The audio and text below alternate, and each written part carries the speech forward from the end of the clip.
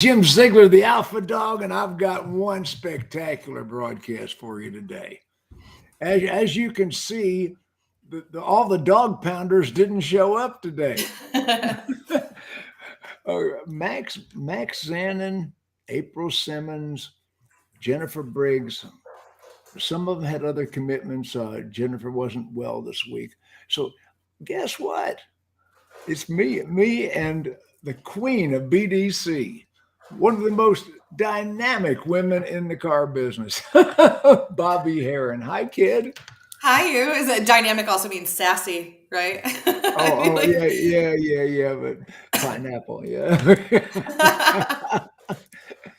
Today we're going to talk about, like I said, she's the Queen of BDC. Business Development Center, technology marketing, technology sales, things you say to customers, things you don't say to customers, the way we react to the sale, how to maximize sales post pandemic as we enter into the electric car era. Bobbie, what's new? What's old? What are we going to talk about? What's going on? What's going on, kid? The one thing that hasn't changed, but parts of it has, is the way that we communicate with the customer. That's the big thing. I really like to focus on that when it comes to BDC, because it's the one thing that can set you apart from your competition. Well, even any customer interaction, whether it's in person or on the phone or on the keyboard, or today it's on the video screen. We're zooming back and forth with them. Yeah, we are.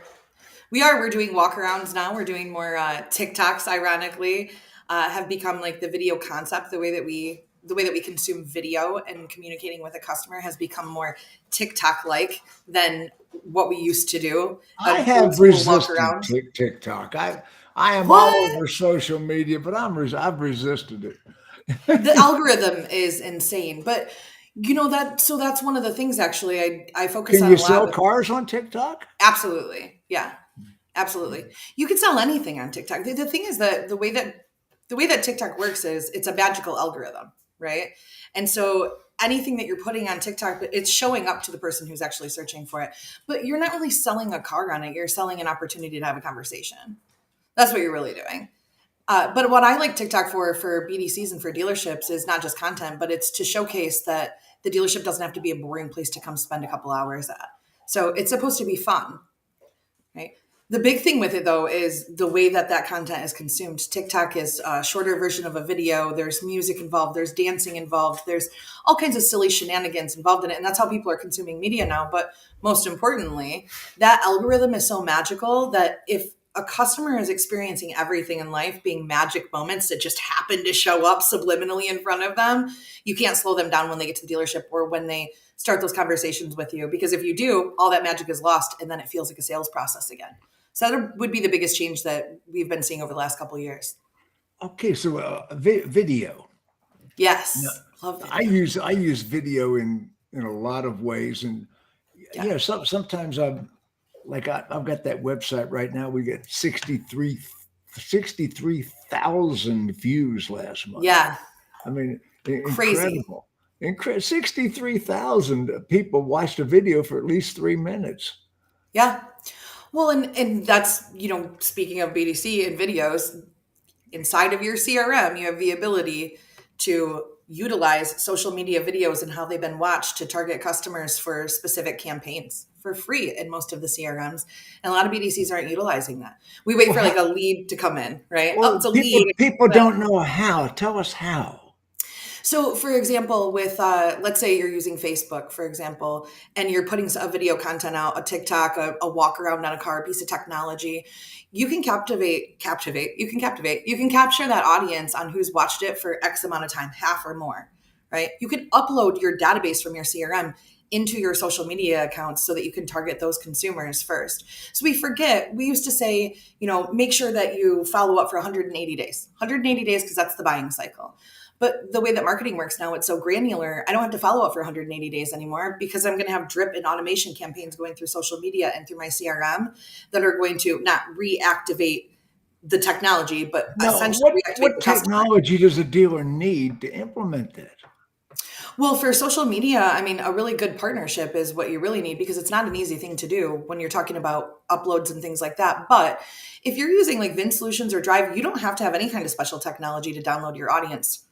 You just are going to log into your business Facebook page. You're going to use your audience from there, and then you're going to upload into your CRM. So It's you're free. telling me that the Vin Solutions, Drive Centric, several of the CRMs already have this capability built in. Yeah.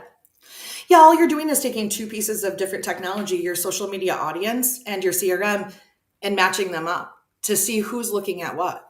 Right? It doesn't have to be crazy anymore. Like, for example, if I'm working with let's say that with an inventory shortage, I've got a Bronco on my lot, and it's been not on constraint, but it's been on shortage, and I didn't have it. I'm not going to be blindly calling people all day long. I'm going to go in and look for the customer who was interested in a Bronco and who had some level of engagement. I'm going to try them first, but then I'm going to upload that customer list to social media, and I'm going to target those customers with content that surrounds that Bronco, like a fun walk around, not an old school OEM one, like a fun one. Well, how do you do a fun walk around as opposed to a boring ass walk around? So I like to teach teams to do video through using crazy stuff. So like if you're a dealership out there, take the most hooptiest car you've got on the lot, the worst tires, just the falling apart. It can be a service car, it can be a trade-in, and make that the sales meeting on Friday. Make a fun video to sell it, right? I've had people climb through trunks to show trunk space. Had people sell bald tires, and because it's so fun to drive. But customers they're not looking for commercials. They're looking for content that's real. And then they think it's funny. Just like the old Genie stuff where you used to dress up. They were way ahead of their time when it came to stuff like that, because content is easy to make. We did a dance talking party. about King of Cars in Las Vegas? Yeah. The Blue Genie. I consulted that dealership. I do. I didn't used to. I thought that was brilliant, and it was before its time. But content is a dance party in the middle of the showroom floor. You want to show customers that it's not a boring place to be. Sitting in the dealership does not have to be a boring place to be. I did a sales meeting a couple of weeks ago to train on video where I gave out spiffs if you could get a manager in the video and a customer to be in the video and do a random dance party in the middle of the showroom to a viral trend. Well, let's talk about, you just mentioned Tobin Dodge. Yeah. Tobin Dodge and the chopper, Josh Tobin. Yep. Frustrated rapper, general manager, and that the Blue Genie. He showed up in blue makeup, and actually his office in the dealership was Aladdin's lamp, and it was made into an Aladdin's lamp. I didn't know that. Yeah, and Rich Ackman was the general manager. The real general manager. Tobin was like the TV general manager in the right. But the real general manager, the nuts and bolts daily general manager, was Rick Ackman, and Rich Ackman hired me to consult and to train their processes, and they were doing those commercials 2:30 in the morning. Right on the infomercial channels, right? Because that's how I first saw it. They were doing way ahead of its time. 2:30 in the morning. The Blue Genie. Josh Tobin, every salesperson dressed up in a costume. Yep. And presented and did a walk around on one car in the infomercial. It gets just people's attention. It makes them smile. It makes them laugh. Things are like that are contagious. Everything else is boring. Dealerships have lost branding. The art of promotion. And when I was working with Lynn Hickey Dodge, and I don't take credit, they set the Guinness Book of World Records in 1994. 2,817 retail units. Insane. And that was the Guinness Book of World Records. They had Evel Knievel and Lynn Hickey, the dealer, in a conversion van, 300 feet in the air, hanging from a crane. And they were, and you can still go on YouTube and find this video. Just put in Evel Knievel and Lynn Lynn Hickey. And I need to watch this. They blow up a Ford with a rocket launcher left over from Desert Storm. They had 10,000 people on the lot. 10,000 people showed up to see these guys. They're up in this conversion van, and Tom Park was the TV announcer. Tom Park's goes up in the van. He's interviewing them. and they shoot that rocket launcher, and they were drunk as skunks. They would have had to be drunk as Well, fuck to do this. Lynn Hickey was drinking Jack Daniels, I believe Jack Daniels, and Evil Knievel was drinking Coors beer. And Can you imagine? these two drunks are hanging out of a conversion van 300 feet in the air, shooting rocket launchers, which is illegal, and blowing up these vehicles. Can you imagine if they had social media the way that we do now then? Like the craziness of the branding would be insane. That is one thing to watch for though. Like I often tell people, when you're creating content for a business channel or for your business page, it needs to reflect your audience. Because I see a lot of BDC give the people do dealership funny. personality. I didn't Yeah, even know you have to. knew that. I didn't even know you knew that. I know all kinds of crazy things, but that's because I surround myself with brilliant people. But that's the thing, is you also have to be careful, because I see BDCs all the time do funny stuff where the audience that their channel, the audience should be the customer, but instead they're doing like funny BDC stuff or funny sales stuff that is to their peers and themselves. That doesn't give off the right message. You don't want a customer to view the perception of what you're putting off if it's not intended for them. So you have to be cautious of that. I always said there's a fine line between funny and humorous and obnoxious. Yes. You know, the fine line. And so many people today entertain themselves. Oh, yeah. Yeah. So many people today spend so much time entertaining themselves that they forget what they're supposed to be doing in that moment. Right? Exactly. It can be a good time to do content. Like we used to email video, right? Look, here's the thing. Outside of the fact that there are text messaging laws that apply through the TCPA, we won't necessarily go into that right now, but let's assume that you work for a dealership that allows you to text. They're willing to take on just the whole thing. Why would you be emailing video and not texting a video? Most of the younger generation communicates through FaceTime, including myself. I text videos all the time to friends all the time. Exactly. Why, if text is one of the most effective forms of communication and video is one of the top converters, why wouldn't you be texting a video? I'm also going to text what I'm saying in case they don't watch the video, but I'm going to send that over. And it's as easy as editing on your iPhone. It doesn't need to be professional. It just needs to be personalized. Oh, it doesn't need to be perfected. When you see a produced commercial, Right. When you're doing something on the lot and a truck goes by and you get wind, that is real. That's exactly it. You don't have to stop and restart if you say something wrong. Just be real. Just say, oh, that's not what I meant. Right? It's not practice till you're perfect. It's practice till there's progress. And the first step to doing anything with a customer is just doing it. I hear people all the time go, well, I can't get people to do video. If you won't do video, you're not going to work on my team. Mm-hmm. I'll tell you that right now. I require a video resume when I'm even helping a dealership recruit or retain somebody for any position. I want a video resume. I want a video conversation, and I won't tell them what it's for. But that's not because I want it to be perfect. It's because I want to see if they'll actually do it, because that's the expectation now. And it's the fastest way to convert a customer. I'm always going to call a customer first, ideally within 45 seconds, but under 5 minutes, no longer than that. If you've got leads sitting in your CRM for more than 5 minutes, you're either spending too much money on your marketing because you can't handle it, or you don't have enough or the right people in there. Well, you know the history. You know the history of me and video. I do. I remember it. The flip cam. That was a big part of it. Gosh. When I first stood on stage, 400 people in the audience, and nobody in the industry at all was using video. Mm-hmm. And I said, "What is this?" And nobody even knew what it was. Yeah. And I held up that little camera and I loaded a video in it and emailed it to myself on stage, put it in my laptop and projected it on the PowerPoint. And people are going, wow. It's a powerful tool because people want to communicate this way. People want to see that we're not a stereotype. We're not scary. I'm a mom.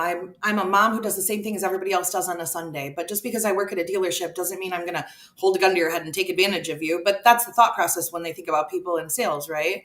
I mean, it still cracks me up that jewelry stores and furniture stores who have like a 500% markup don't face the same kind of stereotypical judgment that we do at dealerships. But, here nor there. So the more that I can show a customer or a potential customer that I'm like you, the easier the walls come down and the faster that we can have an actual conversation that isn't skirting around something. I mean, people spend 18 plus hours online looking for information on a vehicle because they don't want to call us. But then we do things like send emails back and identify ourselves as sales consultants.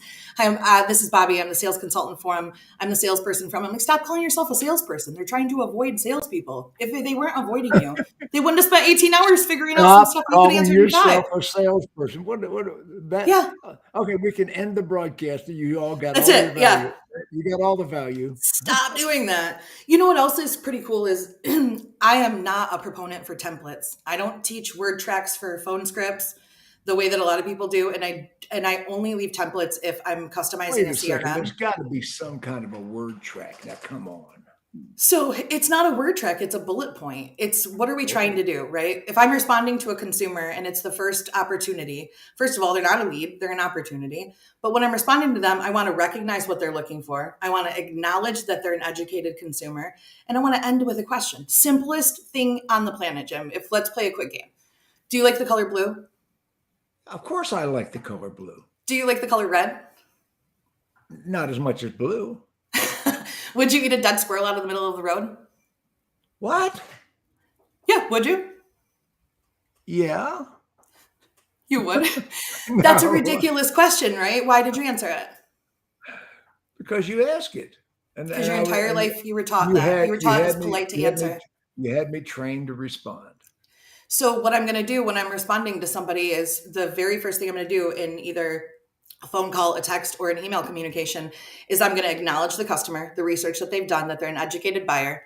And I'm going to end everything with a question, everything. The minute I don't feel like I'm in control, I'm going to put a question in because then I'm taking control back. But also, you're more likely to engage with me. It's a simple thing. People go, what do I leave on a voicemail, Bobbie? Goes Question. back to the old-fashioned word tracks I used to teach, and I still do teach. Yeah. Mr. Customer, I'm going to get you all the information you need to make an intelligent, informed decision. That's fair, isn't it? Yeah. The best closing phrase you can use in person or on the telephone, the best, strongest closing phrase is, now that's fair, isn't it?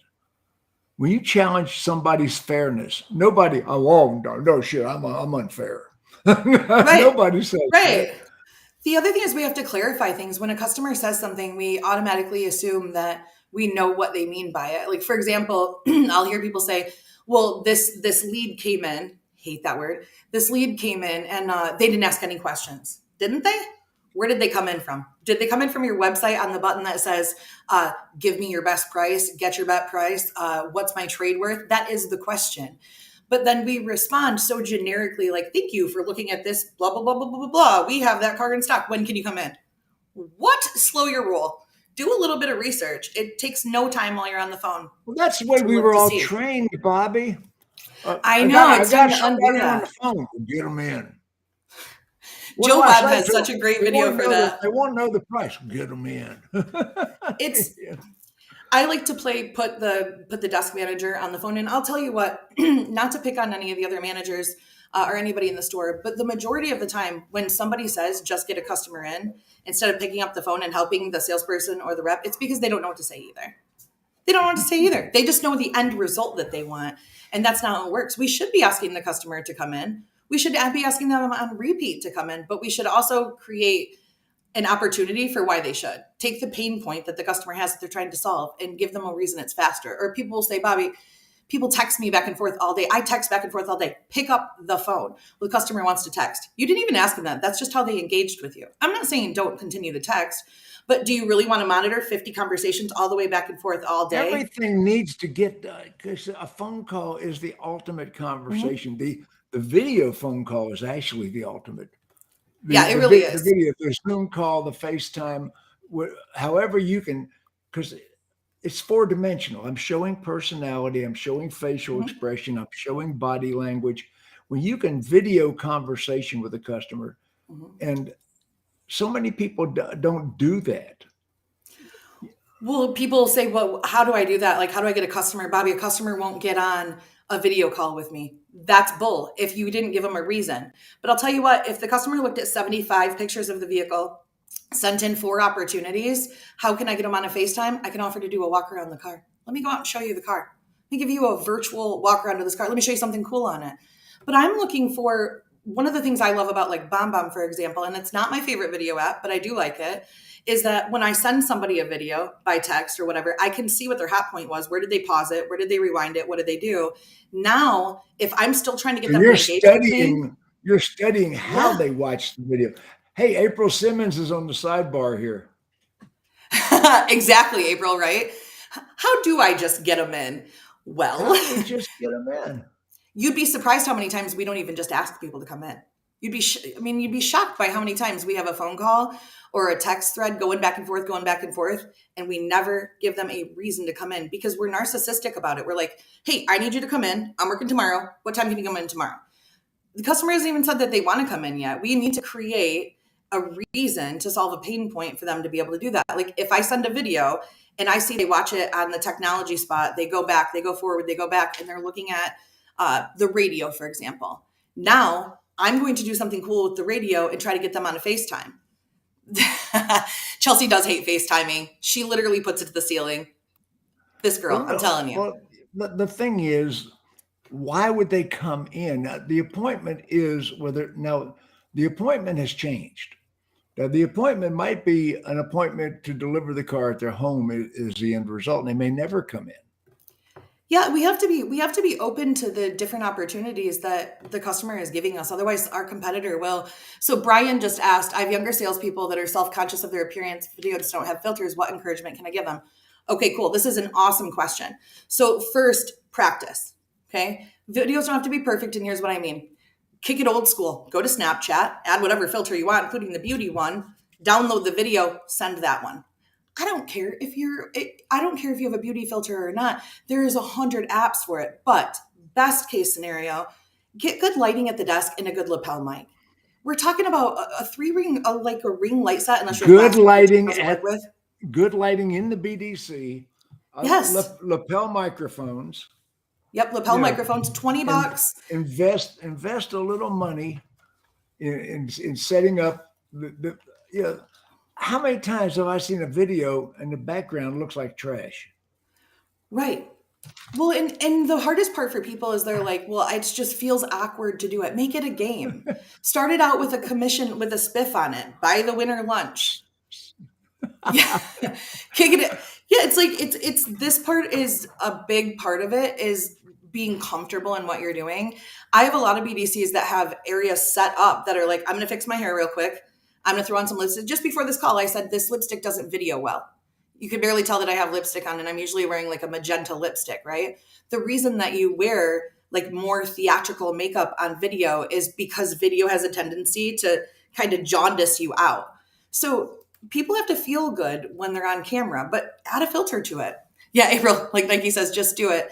I think it's a requirement to communicate with people that way, or to at least attempt to communicate with people that way. It's not hard.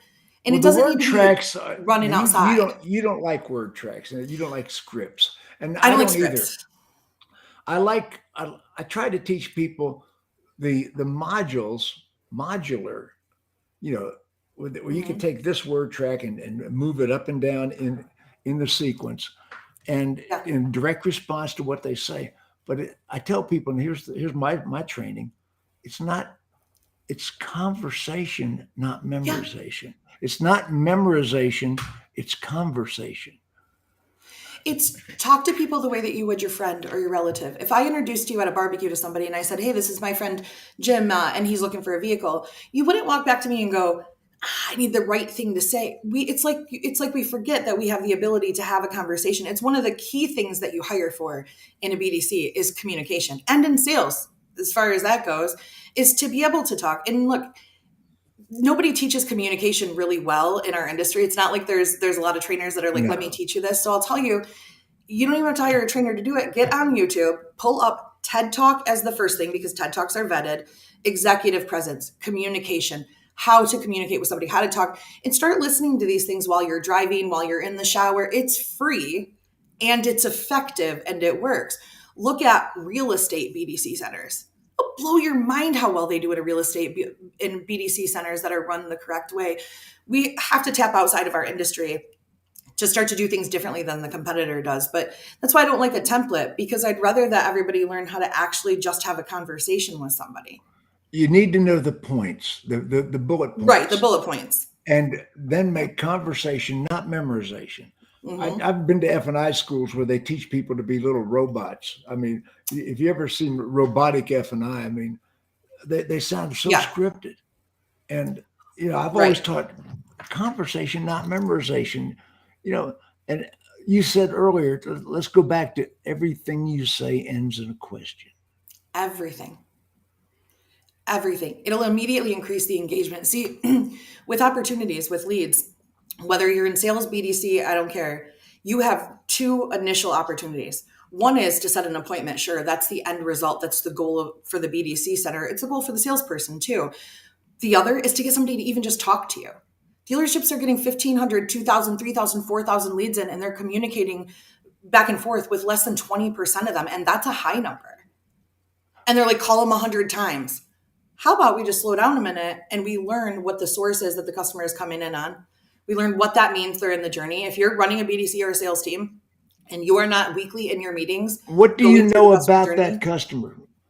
Where do they work? When I'm a desk manager, I relate to being a desk manager. When I'm a desk manager and a salesperson will come to me and say, well, he's in the Army. Okay, well, what does he do in the Army? I don't know. Well, they have people in the Army who are 5-star generals. And they have other people who are privates who clean toilets and things. Which one is your guy, woman? Yeah, like, should you be answering a USAA or a military lead if you don't know what that conversation looks like when they call USAA? See, USAA, Sam's Club, all those aren't leads, they're referrals. They are definitely referrals. They're referrals. And the reason that you're not getting a great response with them or a great engagement with them is because you're treating them like a lead.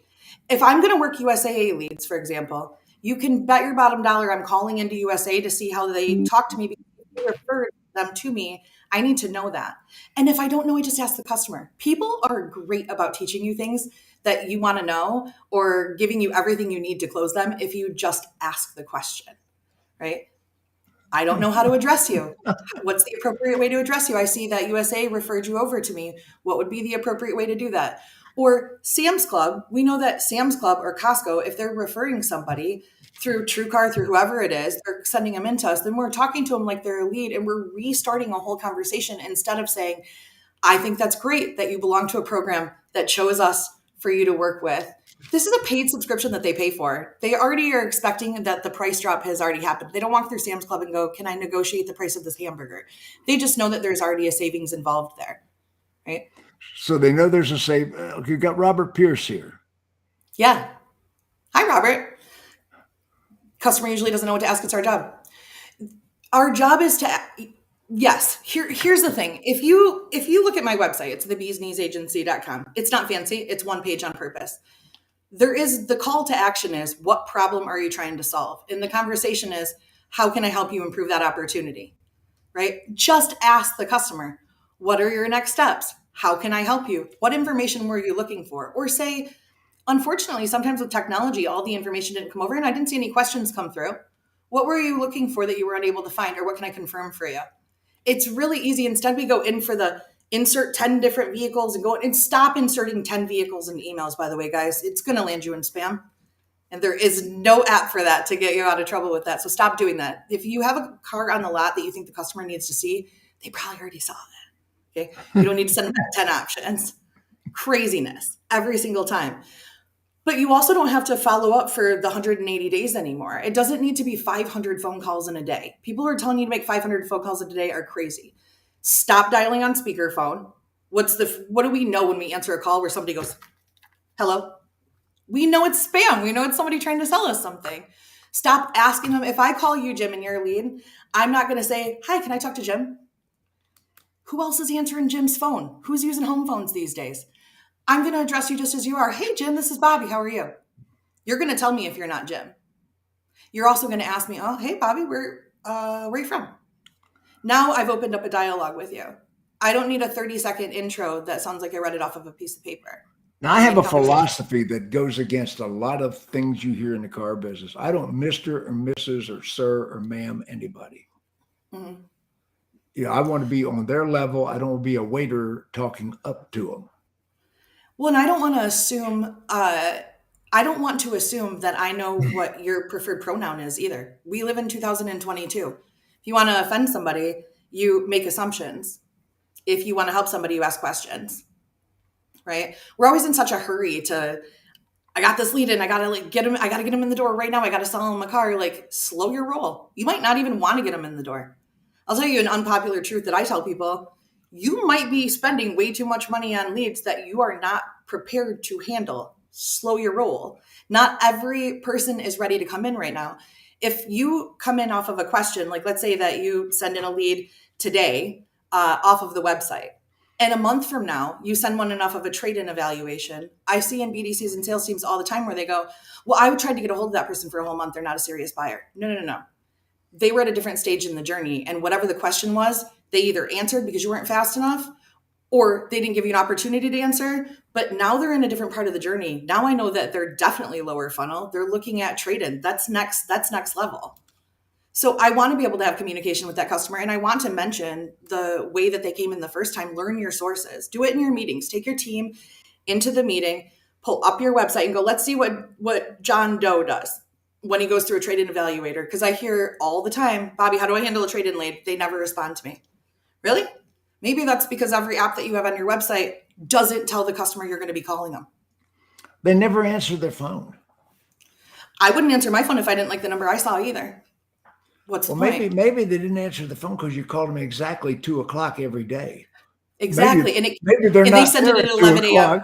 a.m. Yeah. They sent in that lead at 11 p.m. and you're calling them at 7 a.m. What are you doing? Pay attention to the time when it comes in. But also, this is where video comes in. If you have a trade-in customer, which is one of the hottest opportunities that you can have by far, people hate KBB leads, give them to me all day long. Those are the easiest opportunities to get in. But the reason that they don't respond most of the time is because they don't like the number they saw. So I need to use verbiage when they're not answering and a video to explain that AI is an awesome tool and it gives you an idea of market value, but it certainly doesn't dictate the number. And I want to see it. April says, oh, your call showed up as spam. Here's a fun trick. Sprint, iPhones, if they have their spam blocker on and you double dial 2 times in a row, it'll go through the spam blocker. Be careful with that, but it does work. Wait a It'll ring second. through. Yep. Folks, we're even teaching the dirty tricks. Yeah.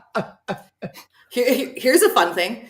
If you pay attention to he'll give you some guerrilla marketing, right? If you pay attention to your competitors' Facebook reviews, you might find the customer who's looking to buy a vehicle and is unhappy with the experience they just had. They could also live in your CRM and it's just a quick search. So if you're smart, you just do a little searching once a day, 5 minutes, check out who's saying what about the competitor. And they're like, I had a terrible experience here. I didn't buy the car. Awesome. I'm going to sell you one. And it's going to be a raving review. I'm also going to mention it. April's right. Port your own numbers. Make sure your direct lines dial out as direct lines too. It's all the time we see, if I'm in a BDC and I'm going to make 100 phone calls, I'm going to make 100 phone calls every day at a minimum. And they call me back. They finally call me back after I've called this person a bajillion times and they get the receptionist and they don't even ask for me because they didn't listen to the voicemail. That makes no sense. The receptionist blows more deals than any employee in the dealership. Gatekeeper. Because him or her, whoever's answering your phone, if it's a live person and not a AI robot, if it's a live person, they believe it is their job to get the consumer to voicemail. They believe it is their job to get rid of that person and not to get the person to their destination. Receptionists believe that getting a person to voicemail as quickly as possible, and most managers, pay attention, most managers don't take their phone calls. Yeah, and I want everybody to think about this for a minute. If you don't lie to your CRM, you can get this real data. But one of the first things I do with dealerships to get real data is I look to see how many attempts to contact a customer does it take to start a conversation. Not even saying how many times did I call you? How many dials, text, emails did it take for me to physically talk to one person? And on average, in my experience, it's over 120. Think about What? Wait, over wait, wait, wait, wait, wait, wait, wait, wait. Yes. 100. Say that again. Say that. For every 120 attempts I make, I get to have a live conversation with a customer. Now that sounds crazy, except if you're dialing all day long, 100 phone calls, it might take that long over a week to get a hold of somebody. So think about for a minute what happens if that customer finally calls back and it's after hours and your voicemail isn't working properly. It's shocking to me how many dealerships' phone numbers do not work properly after hours because their hunt systems aren't set up correctly. It's an easy thing to check. It's shocking to me that we don't have direct lines that actually dial out. It's 2 steps with a direct line. You can call the phone company and get a direct line. You have to also request that line is what shows up. Why wouldn't you be doing that? But then people say, well, it's not that big of a deal. It's the human capital, the time that's involved in it costs the dealership a fortune. And it cost us a huge fortune in lost advertising money when a customer doesn't convert because we weren't fast enough or we didn't actually get to talk to them or they got the wrong person. When you set up a BDC, now what tools does a BDC need? Well, first of all, they need to stop being stuck in back dark rooms. It's hard to deal with rejection on repeat if you're stuck in a dark back room. We got a place, storage room we just cleared out over the part, Right? over the parts department. Right? No windows, no anything. They're like, why are they not so lulled in the afternoon? I don't know, because you have fluorescent lighting in a warehouse, basically. But really what they need is they need good technology. They need a good CRM. They need a good phone system. They need a good headset. Right? I don't care if the headset is these or it's an over-the-head headset, but you need to have a headset because otherwise it picks up all of the noise that's happening around you and it sounds like spam. Gotta have that. Gotta have good video equipment. Gotta have good lighting. How many times do you get a spam call and you can hear other people talking in the background because they're in a phone room? Obnoxious. Mm-hmm. And I can hear them saying the same thing to other people that they're saying to me. So how genuine does that seem? It is not hard to put a headset on. And it doesn't have to be old school. It can be a new one if you want it to as well, but it's not hard and it's not expensive, right? I want a prop center in a BDC. I want at least one desk that is, I can fix myself. I can fix my hair real quick. I can do something with myself because here's the thing, like that might sound silly, but just like I think it was Brian who said on there, people have to be comfortable when they're on video. I also like standing desks in a BDC. And at the worst, if you don't have a standing desk, I want yoga balls, fidget balls. Because people need to be able to move around. When all you're doing is facing rejection all day, you need to be able to move around. When you are on the telephone, I pace. I am best when I'm pacing. Same. You got to be able to fidget a little bit. Otherwise, you're sitting in one spot doing the same thing all day. That is not an effective form of just anything, really. And you don't want people doing that nonstop. And I don't want people walking out every 5 seconds to smoke a cigarette or walk down the hallway or go to the bathroom because they need to get up and walk around. I want you to be able to fidget. Brian Horn said earlier that his people had a problem about their appearance on camera. They don't have a problem of appearance with their peers. Right. We fear this judgment of feeling awkward. That's more about what it is. If you're not a person who does a lot of video phone calls, it can feel awkward to just all of a sudden show up on video, but practice. That's all it takes is just to get comfortable. It's not so much that they have a problem with their appearance. It's the people they're talking to. If I've got a 20-year-old speaking to a 50-year-old and they have a modicum of intimidation, and we have to get them beyond that. And first of all, your people in the BDC have to have a presentable appearance. Absolutely. I see people show up. I've seen some BDCs where I wouldn't put those people on camera for anything. Yeah, get dressed for work. The way they show up to work. You got to have a standard. You got to have a standard. You, for me at least, I work how I feel. Right. So I am always dressed up. Like that's my jam. And everybody's like, but you wear dresses all the time. You're always whatever. I like to feel like this is what I'm doing. I like to feel good about it. Otherwise I don't. And I can't tell you how many videos I've made and scrapped. Like, I don't love that. I don't love that. It does not need to be perfect. You literally need a tripod. I like the monkey ones that go around your wrist. They're beads and they roll. And you can I don't even have to redo the video nonstop. I can just hit roll, smile, and then start a video. And I can just clip the end of it in 14 seconds. And if you don't know how to do that, if somebody's watching that doesn't know how to do that, here's a pro tip. Google is your friend. Google, how do I clip a video on my phone? YouTube is your friend. You just have to be willing to invest in yourself to be able to get some of this information. It's not rocket science to run a BDC, but here's this thing's a big deal. I want you to think about for a second how we consume things in our life. I don't have to go to the grocery store because I can order it on Shipt. I don't have to wait for a movie to come out in the movie theater. I can order it on Amazon. I don't even have to wait every Wednesday and watch a show that I want to watch. I can just go onto Netflix and binge watch it. And in all of those scenarios, an algorithm is showing me exactly what I'm supposed to be doing, when I'm supposed to be doing it, and exactly what I want to see. The subliminal message is crazy. If you continue to slow people down when everything else was magic and you don't deliver that same experience, of course things aren't going to convert for you.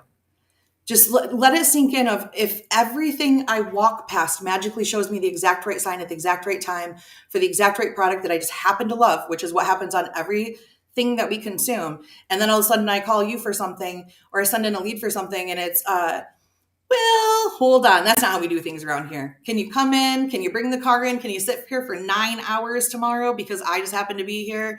Can you answer me right now? Like, try asking a customer something simple like this. What time are you available to chat? Looks like you had some questions. I want to make this as easy as possible for you and quick for you. What's the best time for me to call you? If I've been attempting to reach you and now I'm paying attention to the time the lead came in and I'm not reaching you, that's what I'm going to do.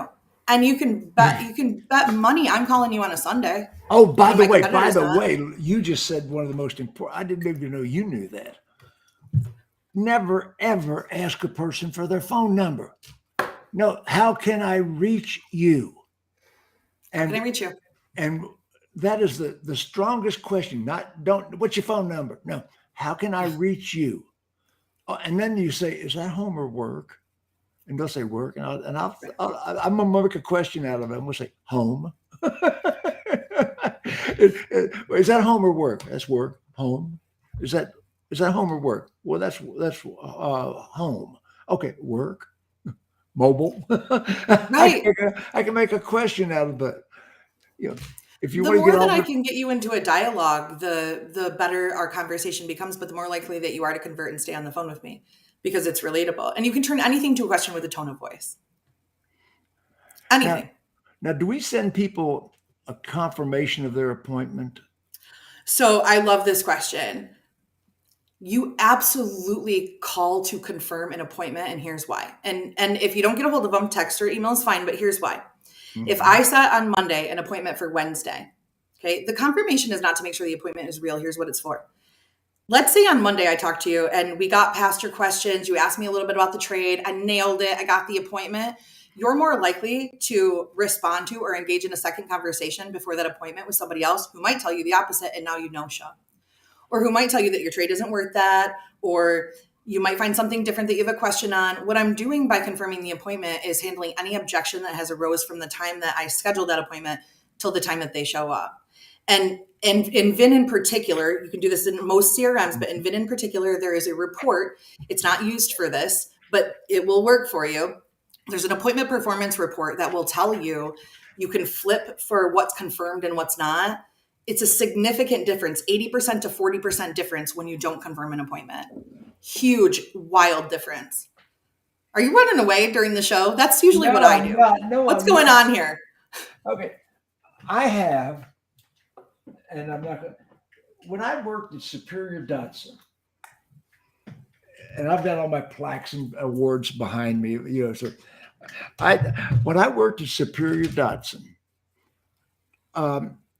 another Datsun dealership opened up across town, and it was Sunrise Datsun. Now, the reason it was Sunrise Datsun is because SUN comes before SUP in the phone book.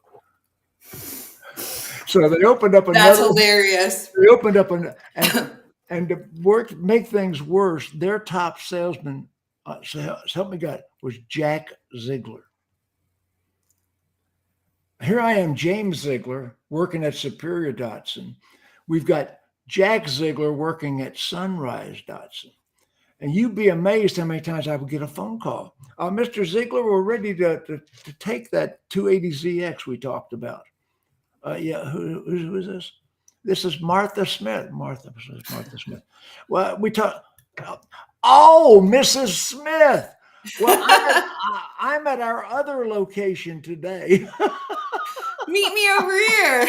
I'm at our other. We also own Superior Dotson, and that's where I'm at today. Isn't it funny that all of the things that are old school are new school too? Like thinking about the phone book like that. That's the same thing as a Google My Business listing, right? Or Yeah, whatever they're calling it these days. They change it every other day. it just evolved. People don't get that. Yeah, I it's the have a same. plaque. I have a plaque, and I was looking for it. Couldn't find it quickly behind me. That's what I stood up for. Oh, I was actually awarded one of his trophies. are you? And you can, of course, you have it in that office. That's hilarious. He should have thought about that. Looks like Brian I'm sure he got some of mine. Oh God. Brian has a great question. Is it important to make contact the exact way they contacted us? Yes and no. I know that sounds crazy, but here's the thing. Customer comes in off of a social media opportunity. Your best case scenario is to contact that customer through social media, because think about like Facebook Marketplace when we're buying something, phone calling them. You're always going to start with a phone call because that's the intention, but phone calling them or handling it through the CRM, you're not going to get a good engagement there. If you know that they're a chat customer or a text customer, you're likely to start the conversation that way. But I always recommend starting with a phone call. And the message that I leave for a customer is designed to read on the screen as if it was a text, because that's how we check voicemail these days. But then immediately afterwards, that's going to be how I do it. And in every communication, I ask how they prefer to be contacted, not how they prefer to communicate the whole time, but how do they prefer to be contacted? Because my intention is to then get them on a phone or on a video call, because personality can't be done through text. I can't show you that I'm not a stereotype. I want to go back a second to confirm the appointment. I'll tell you why. Yes. Because the point I was making with the James Ziegler story is people oftentimes don't know who they're talking to. You think, well, they know they're. So I have to confirm the appointment and be sure they know exactly where the dealership is, what time the appointment is, who I am. Yes. And some I would, even in the old days, mail an appointment like a dentist or a doctor. So I would. Actually, yeah. And if I were in the business today, I would send an email or a text with my photograph in it. Absolutely. This is who you're going to be meeting, and this is the time of our appointment. We have an appointment. Please call me if you're running late. I'll do the same if anything changes here. Yeah, people are likely to tell you. People will try to avoid confrontation, so they don't want to. If they no show on something, they're not likely to answer that way, right? Or if they're not going to show up, it's easier to just not call. But most of the time, it's because they don't even realize that you're putting time aside for them. So be clear in that when you're setting an appointment. Mrs. Jones, I'm going to see you on Tuesday at 3:20 in the afternoon. Hey, do me a favor. If anything changes, let me know. I'm setting aside my time to make sure I'm available for you when you get here. And do not set appointments on the hour or the half hour. Set appointments at weird times so they think that your time is budgeted to the minute. Mr. Customer, I got an appointment with you at 12:17 p.m. 12:17, yeah, no problem. If you're running late, you will call me, and I'll do the same if anything changes here. Yeah, and like Jenna says on here, send a video text. Send a video text and confirm the appointment and let them know who they're going to be meeting with. If it's not going to be you, let them know who they're going to be meeting with. If you're running a BDC right now and you're not telling the customer who they're meeting with when they get there, you're making a mistake. Because look, I can say to a customer every expectation up front, because if not, people get upset when they get there and they realize it's not the BDC person because it's not the person they communicated with that they liked. I'm going to tell them, Mrs. Jones, my partner, Jim, is going to be who you're going to meet with on the floor. My role is to make sure that your questions are answered and you are taken care of. And his role is the product knowledge to answer the questions that I might not be able to. I see a lot of dealerships where a floor manager actually confirms the appointment. Are you in favor of that? They should. A manager is the one who should be confirming the appointment, because listen, if an objection comes up before the appointment, am I even going to be qualified to be able or empowered to be able to overcome that objection without putting them on hold or having to hang up? Probably not. Probably not at that point. I mean, I am, but a manager should be handling that. And think about for a second as a manager, because I'll have managers say to me, I don't have time to do those. Well, that's bull, because it takes 20 minutes in the morning and 20 minutes at night to confirm all of your appointments. If you have appointments the next day, you confirm that morning, confirm that night if you don't get a hold of them. But remember back to when I said it's over 120 attempts to even get a customer on the phone. If we use the law of 50s, Think about how many days of work one person does to equal one shown appointment. Think about how powerful that is, and how much that human capital costs the dealership in advertising and in human capital. Why would you not be confirming your appointments? And then why wouldn't you be calling the missed ones immediately? Okay, there's Brian Horn again. Brian's 100% right. Communicate with the person meeting the customer. The customer gets frustrated if they have to start all over. Yet we live in a world where shit just magically drops on us at the exact right time all the time. And then we have to repeat ourselves. There's nothing more frustrating.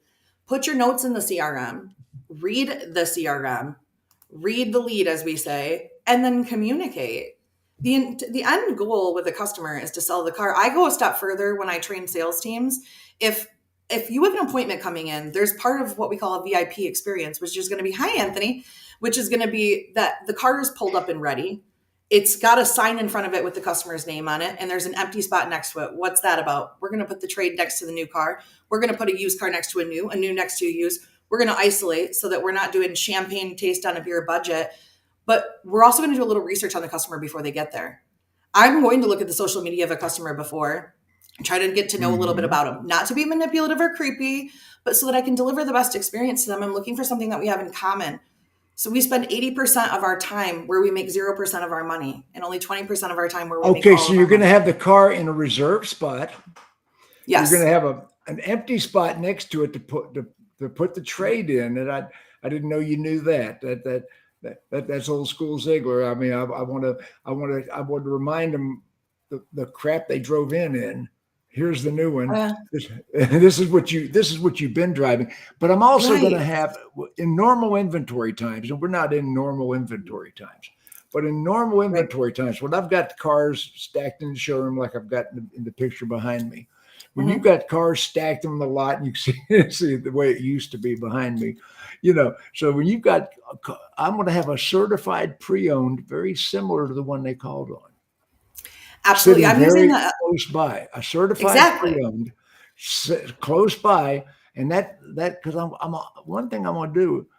What if I gave them a price that is below invoice, triple net, but I've got a certified pre-owned that's going to make a home run sitting right next to it. Yeah, I got a Swift car next to me, right? Here's the good news about it being an inventory shortage during trying to do a VIP process like this is there's room to create these things. There needs to be a sign when somebody pulls in. NADA still says yearly that the number one thing customers complain about when they come to dealership is knowing where to go. So imagine if I'm the BDC or the salesperson and I say, Mrs. Jones, one of the biggest complaints we hear from people is they're not sure where to go. So let me tell you this, you're going to go ahead and pull in. When you pull in, you're going to see a sign with your name on it. Right next to that sign is going to be the vehicle that we just talked about. I'm going to go ahead and that is so good. That's why you are the queen of BDC. This is the absolute monarch of BDC. This is the queen. It is imperative that you follow through with it or conversion changes. And I teach PhD for notes, personal, historical, and deal.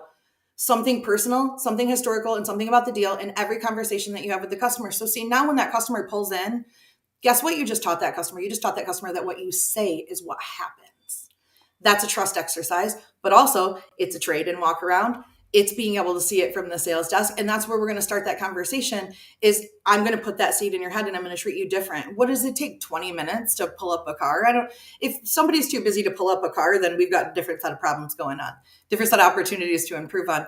But that is absolutely how that customer should be being handled is that VIP process when they come in. Even Sprint welcomes you with a name when you pull in. I mean, what are we doing over here? It's not hard. And those signs, by the way, we're talking about a whiteboard erase sign, $22 on Amazon, on one of those metal rails. Put it in a bucket in the parking lot. If you live where there's snow and you're concreting the bucket, do yourself a favor, put some casters on the bottom of that sucker. You're $33 in, maybe $35 with inflation, into giving somebody a VIP experience where they're seeing the car from there. People forget I was a GM and a dealer's operations director for a huge group for a very long time. So my old school stuff that I'm teaching in BDC, it's old school to new school. We teach old dogs new tricks around here. That's how we roll. I like to think I invented techniques, and I hear that you're doing things far beyond what I did. I mean, you take you take what I did 20 years ago, 10 years ago, 15 years ago, and you've moved it into the era and made it applicable in the BDC, the Business Development Center. Well, it works. I mean, what I think that we've forgotten along the way is we used to teach our teams when we trained them, we used to teach them why they were doing something. We used to teach, like, when you're moving the paper across the table and you're not saying anything, why are you not doing that?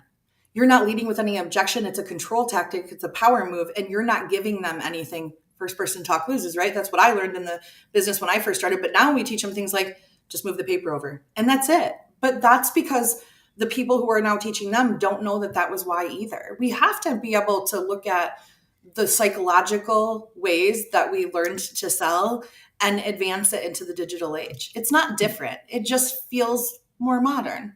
There are so many frauds out there teaching our people. It just kills me. But all of a sudden, somebody that was six-car Fred all of a sudden becomes an expert. Six-car Fred quits the dealership, and six-car Fred's out there teaching people how to do it, and has all these Facebook credentials, and shows up at Digital Dealer and gets their picture made with me and a whole bunch of people that have a name. I hang out with Ziegler. No, you don't. Well, and that's the crazy thing is, just because you can do something doesn't mean you can teach something. Leading a team is a whole different set of expectations. I turn dealers down all the time. And my thing is, I tell people this: my job is not to make you feel good. Your spouse, your significant other, your best friend, call them up. My job is to help you make money, and that's not going to be comfortable, but it is going to work. And I don't do a long-term contract because I might want to fire you and you might want to fire me. But I'm not popping into your store for just one day, because that won't make a difference. That won't actually teach anybody anything. So you have to have the whole sales team and the management team involved in the process, so that any obstacles or any hurdles are handled up front, so that you're not constantly changing things. Otherwise, when I leave, everybody goes back to what they're doing, right? And it's garbage. So it has to make sense for buy-in for everybody. Otherwise, they just won't do it. I love it. So once again, I asked you earlier, what tools do people need? They need a CRM, and what else do we need? We need CRM. We're going to. They need a good computer, a good phone, a good CRM, a good video application, good lighting, a good computer, microphones, a good computer. Okay, one screen, two screens. I like to use two screens at all times, and I think that everybody should, because I want to have the CRM open, but I also want to have my little research panel open, right? So that I can look real quick while I'm dialing. I knew the answer to that question. Yes. Yeah. Have a mirror at your desk. It sounds old school and people have been saying it forever, but you need a mirror at your desk, because when you smile, your vocal cords are raised. It changes the pitch of your voice, which is more appealing to other people. And if you have a mirror, you can remember to smile. So that's an easy part of it. And this might sound silly, but I require a goal vision board to be in front of you, one personal and one professional. I want you to be able to see it at all times, so you remember what you're working for. Check your attitude at the door, right? If you find yourself in a negative mindset for any reason, get up, go for a walk, get your heart racing, turn on a song, get your adrenaline pumping so that the cortisol is overridden and you get back into the mood that you need to be in. Our job is to talk people into doing things that they don't want to do. You can't be in a jackwagon mood and do that. That's not beneficial for anybody. We have been 1 hour on this broadcast already. Oh my gosh, has it been an hour already? I mean, the hour just flew, and we jumped around a lot. We had a heck of a big audience on this today, and this is Bobbie Herron. Let me show you. Okay, if you want to get in touch with her, there's her email. And I think Chelsea put something up there earlier. Let me see if I can find it. Oh, there it is. There's all the information. There's all the information you need. If you want to get in touch with Bobbie, this is the Dawg Pound, and this is a very unusual edition of the Dawg Pound. We for the regular Dawg Pounders, my regular posse all couldn't be on the show. So I said, Bobbie, you are the Queen of BDC. Let's talk BDC. So that's what we did today. I think this was just one heck of a great show. I do too. And look, for anybody who's listening, that my website, thebsnewsagency.com, my public calendar is on there. I'm available nights and weekends, and that's not on there. You're going to text me. But if you just want to take a look through what you're doing and you want to have a conversation, it doesn't obligate you to anything, but I'm happy to have a conversation with you at any time. Fantastic. Except in the morning. So I'm not a morning person. Oh, golly. I'll be seeing you. When are you guys coming down here? October? We need to look at those dates again for the festival, right? You were going to send them to me. It's like the 23rd or something like that of October. Yeah, you got to send me blended family time. Yeah, we're gonna do some of the arts and crafts fairs and I'm excited about it. And, yeah, I'm gonna try not to get arrested this time. Oh, please don't get arrested this time. Okay, ladies and gentlemen, my friend, the Queen of BDC. I mean, the information you got today, people would pay handsomely for. So show this to other people, forward this video around, and stop back for the Dawg Pound. The Dawg Pound is, something, ZieglerOnDemand.com. Yes. ZieglerOnDemand.com. You can see all the videos stacked up. Matter of fact, it looks like that. There you go. ZieglerOnDemand.com. Complete F&I school, complete salesperson school, complete sales manager school, complete general manager school, and BDC training from some of the best. And every edition of the Dawg Pound is on that website. ZieglerOnDemand.com. Share it around. Bobbie, say goodbye to everybody.